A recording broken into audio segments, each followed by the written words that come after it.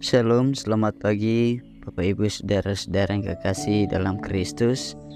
Patut kita bersuka cita bahwa hari ini kita berjumpa lagi dalam program Renungan Harian Toraya edisi Selasa 6 Februari 2024. Sebelum bersama kita membaca dan merenungkan firman Tuhan, mari jemaat Tuhan kita berdoa. Ya Tuhan, terpuji Engkau dalam hidup kami.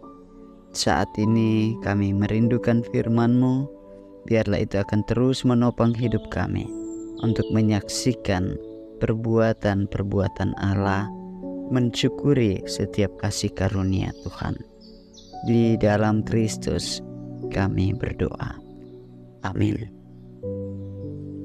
Saudara-saudara yang kekasih dalam Kristus, pembacaan kita pada saat ini dipilih dari 2 Raja-Raja pasal 8 pada ayatnya yang pertama sampai ayatnya yang ke-6. Dan saya akan membacakan dalam Alkitab Terjemahan Baru 2. Saudara-saudara, pembacaan ini diberikan judul Raja menolong perempuan Sunem.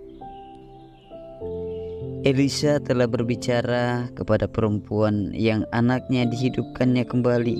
Katanya, "Berkemaslah dan pergilah bersama keluargamu, dan tinggallah di tempat di mana engkau dapat menetap sebagai pendatang, sebab Tuhan telah mendatangkan kelaparan dan akan menimpa negeri ini selama 7 tahun.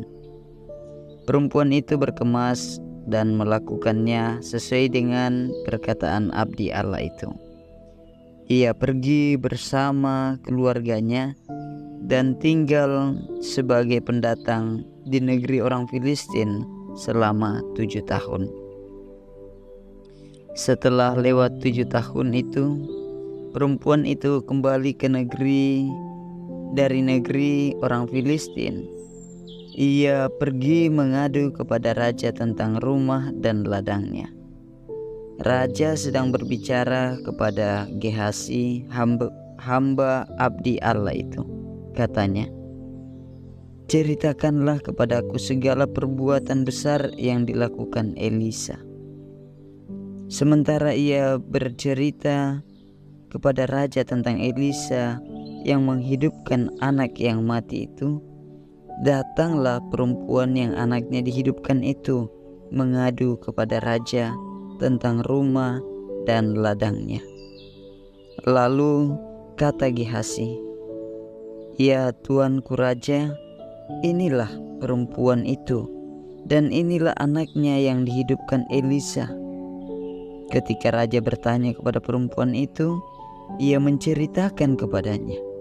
Kemudian raja menugaskan seorang pembesar istana untuk perempuan itu dengan pesan, "Kembalikanlah segala miliknya dan segala hasil ladang itu sejak ia meninggalkan negeri ini sampai sekarang."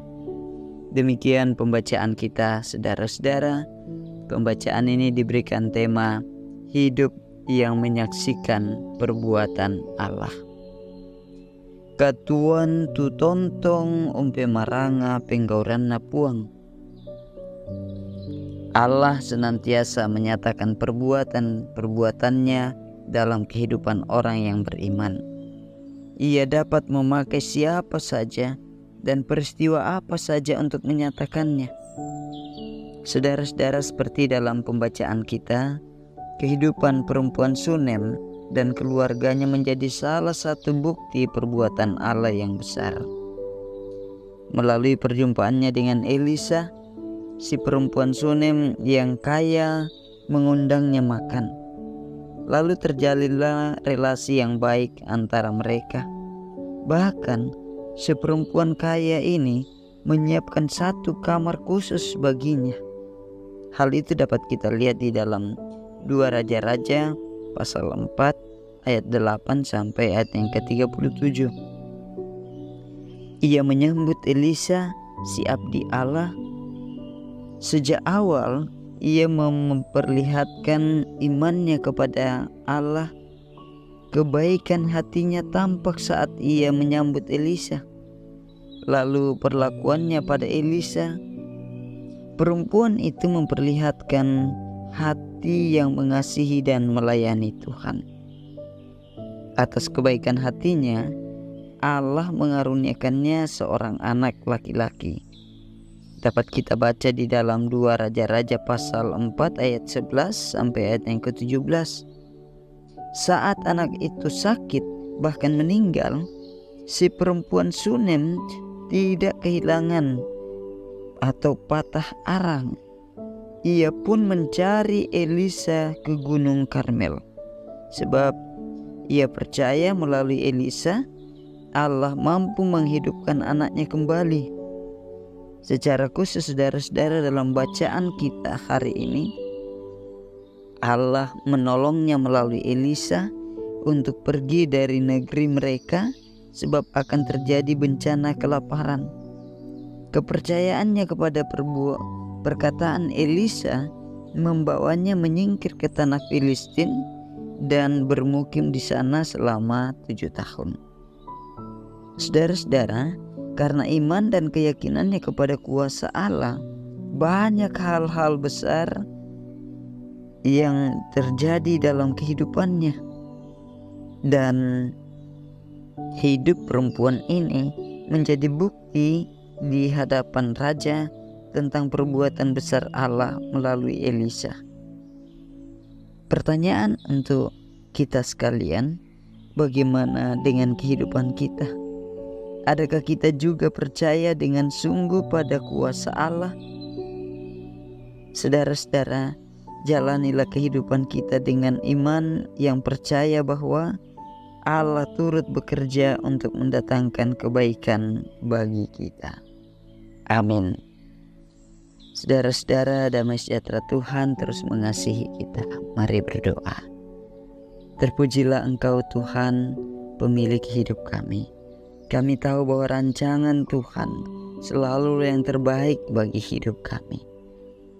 Biarlah Tuhan menolong kami dengan hikmat-Mu setelah mendengarkan firman-Mu, terus mengakui bahwa hidup kami adalah rancangan Tuhan. Di hidup kami pun terus menyaksikan perbuatan-perbuatan Allah, dan kami hidup memuji-muji Tuhan. Terpujilah Engkau Allah di dalam Kristus. Amin. Saudara-saudara yang kekasih dalam Kristus, Tuhan memberkati, Tuhan menjaga, Tuhan senantiasa melindungi. Karena itu firman Tuhan hari ini mengajarkan kepada kita untuk terus mengakui bahwa Allah turut bekerja dalam hidup kita untuk mendatangkan kebaikan bagi kita. Dan di dalam semua itu kita menyaksikan hidup yang terus diberkati Allah. Shalom, Tuhan berkati. Amin.